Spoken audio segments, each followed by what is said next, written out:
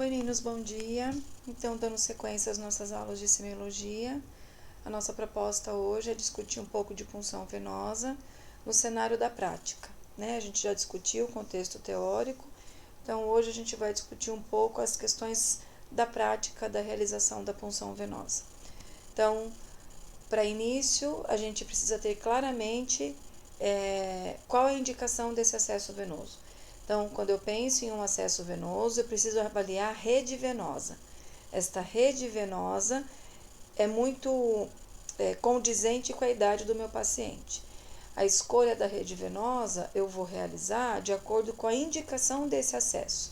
Então, por que eu quero esse acesso? Eu quero um acesso de infusão rápida. Meu paciente vai ficar um tempo no meu serviço, então eu tenho que ter um acesso de longa permanência, né? Ou é um acesso que eu vou realizar um medicamento e meu paciente já vai ser liberado, ou é de longa permanência, mas são medicamentos apenas, nem são medicamentos, é apenas hidratação com soro hipertônico, e a gente já discutiu esses conceitos, está lá na aula de medicação. Ou é um medicamento altamente vesicante, então eu opto por uma veia mais profunda.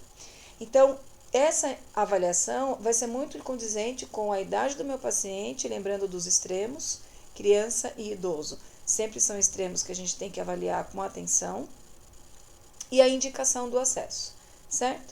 O tempo de permanência também é importante, né? Lembrando que a troca deste catéter de longa permanência, eu vou pensar em trocar se ele não apresentou nenhum processo inflamatório até 72 horas, com 72 horas. E aí a gente vai avaliar. Se o nosso paciente vai ter alta no dia seguinte ou no mesmo dia e não tem sinal flogístico nenhum, não tem por que eu fazer a troca desse acesso, né? Porque a gente vai estar abrindo uma possibilidade de infecção, uma porta de infecção, com um paciente que vai receber mais uma dose ou 2 doses do antibiótico. Agora, se o acesso já me apresenta fragilidade, sinal flogístico, a gente promove a troca. Então, a indicação pela literatura é a troca a cada 72 horas. E o recurso é muito equivalente ao tipo de material que eu vou utilizar, principalmente quando a gente fala da cobertura desse acesso. Então, a cobertura transparente, que a gente vai ver qual é com esparadrapo, qual é o recurso que eu tenho. Independente do recurso, eu não posso ferir a técnica e permitir a infecção desse meu catéter, desse meu acesso venoso. Então, a gente começa preparando o material, lembrando que a bandeja é extremamente importante para a gente organizar e essa bandeja tem que estar devidamente higienizada, né? E feito uma asepsia com álcool a 70%, luvas sempre, algodão para antisepsia da pele. A fixação eu vou usar de acordo com o recurso que eu tenho. O garrote a gente vai utilizar para pressionar o braço com o objetivo que o sangue fique recrutado naquela porção que a gente está analisando e a gente vai discutir mais para frente isso. Os dispositivos vão ser de acordo com o objetivo dessa minha punção e os medicamentos, né? Soro, o medicamento vai estar pronto na seringa, vai depender de acordo com a prescrição do meu paciente. Então, lembrar da importância de uma prescrição médica legível, de uma prescrição médica que me permita uma avaliação adequada do medicamento, com o fracionamento correto, a dosagem correta, a via correta, né? Devidamente assinado pelo médico, né? Com o CRM, que aqui está faltando. A identificação do meu paciente é importantíssima. Então, atentar para todas essas questões. É importantíssimo que a gente se comprometa com a responsabilidade da segurança do nosso paciente. E isso começa pela prescrição. Se eu, enfermeiro, identifico uma falha nessa prescrição, é minha função, é meu dever direcionar essa prescrição para o médico reavaliar. Na dúvida, a gente não realiza, certo? Então, depois da prescrição avaliada e do procedimento, né, e do medicamento avaliado, essa prescrição vai para a farmácia e aí volta com todos os materiais, certo? Nós preparamos esse medicamento na frente do paciente ou no nosso posto de enfermagem e a gente se dirige a ele para realizar a punção. Então, lembrar que o garroteamento é fundamental que seja realizado de 3 a 4 dedos antes da região que eu vou puncionar. Então, se eu estou analisando a rede venosa nessa porção, é importante que o garrote esteja mais ou menos nessa altura, para que o recrutamento de sangue seja realizado nessa porção aqui, para que eu tenha o regurgitamento venoso aqui adequado, para que a visualização da minha veia seja satisfatória, certo? Na sequência, então, ó, com o garrote devidamente posicionado de 3 a 4 dedos, percebam comigo que existe o regurgitamento venoso dessa região. E esse regurgitamento me permite ou sentir com o dedo ou visualizar com os olhos a veia. E aí, nós devemos, com mãos iluvadas, o catéter na mão, né? Bisel para cima, introduzir o catéter. No momento que a gente faz a introdução do catéter, lembrando novamente que o bisel é para cima e o meu dedão da mão oposta que está segurando o catéter estica a pele. Importante lembrar que, a partir do momento que eu puncionei essa veia, eu tenho a saída de sangue no canhão do meu catéter, certo?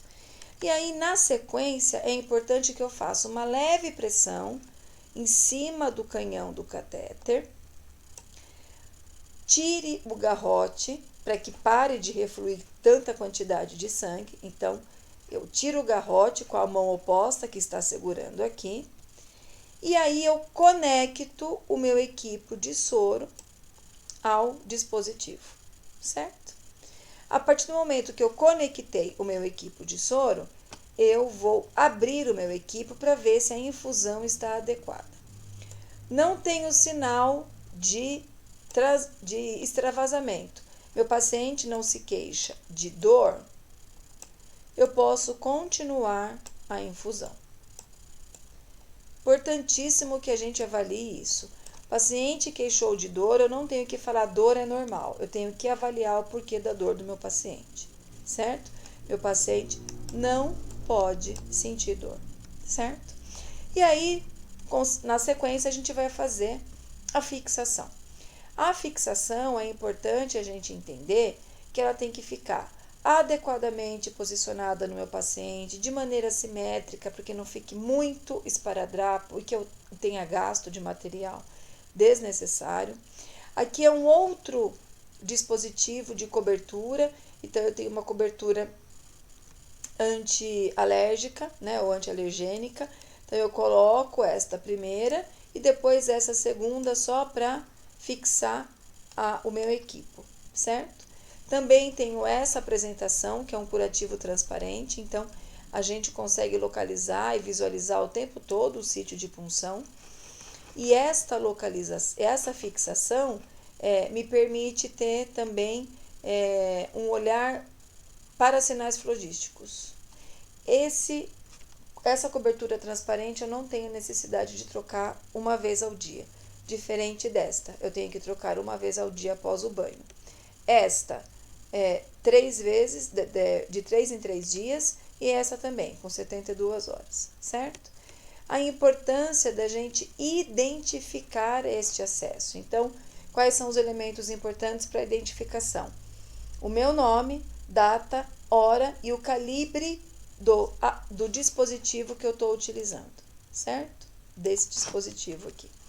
Aqui é uma outra opção, que é o curativo transparente. Então, olha, ele é tão transparente que é até difícil de visualizar que ele está aqui. Então, após a aplicação desse curativo, a gente só coloca uma faixa em cima do canhão para assegurar essa fixação de maneira extremamente satisfatória. Então, é uma outra opção que eu tenho. E aí, né, a partir do momento que meu paciente vai ficar com terapia contínua de soro, eu vou preparar o soro. Então, eu separo todo o meu material, preparo o meu medicamento, como a gente já viu em aulas anteriores, só que esse medicamento eu vou inserir na minha bolsa de soro, ou no meu frasco de soro, que é esse aqui, certo? E na sequência eu instalo e conecto ao meu paciente. Então, nós temos 2 tipos de infusão. Nós também já falamos um pouco na aula teórica, mas eu quero enfatizar na aula de hoje. Então, nós temos dois tipos de infusão. Ou a infusão contínua, e essa infusão contínua, ela pode se dar acima de 60 minutos. Então, toda a infusão que é acima de 60 minutos, ela é considerada contínua. Ou intermitente, onde eu instalo o soro no meu paciente em tempos menores do que 60 minutos. Então, meu paciente tem medicamento de 30 em 30 minutos, então é uma medicação intermitente. Eu vou instalar, após 30 minutos, acabou, eu vou e instalo no próximo horário. Então, isso é um medicamento intermitente. O contínuo é com infusão acima de 60 minutos. Então, lembrando, ou revendo, ou vendo pela primeira vez, os equipos, então esse é o copinho do equipo, e esse copinho ele tem o gotejamento em macrogotas ou em microgotas. Lembrando que uma gota é igual a 3 microgotas. Então, toda vez que eu tiver uma prescrição que eu tenho que fazer um controle de gotejamento, eu preciso fazer o cálculo se for com macrogotas, realizando o número de gotas por minuto sobre o volume total dividido por tempo vezes 3. E se forem microgotas, eu vou realizar número de gotas por minuto igual volume sobre tempo. E aí, nós temos o total de gotejamento que nós vamos permitir aqui neste copinho do equipo. Certo? Então, essas são todas as imagens nós utilizamos dessas bases de dados aqui, do Google, e eu fico à disposição de vocês para tirar dúvida, certo? Então, nós teremos o fórum, nós estamos com o fórum aberto para que vocês possam tirar dúvidas, ou via fórum, ou via WhatsApp, como vocês acharem melhor, ok?